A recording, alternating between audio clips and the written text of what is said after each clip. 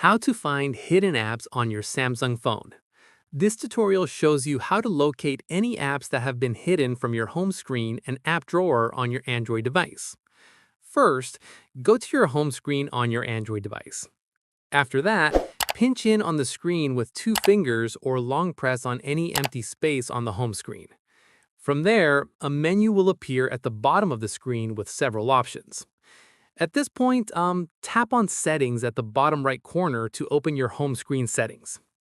In the next step, scroll down and tap on Hide Apps on Home and App screen. Following this, you'll be taken to a screen showing all the apps that are currently hidden on your device. Once done, take note of all the apps listed on this screen as these are the ones that have been hidden from view.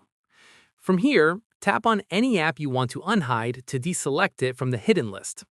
At this stage, you can unhide as many apps as you want in one go by tapping on each one. After this, tap Apply or Done to confirm your changes. Finally, go back to your home screen and app drawer to confirm that the previously hidden apps are now visible again. And that's it.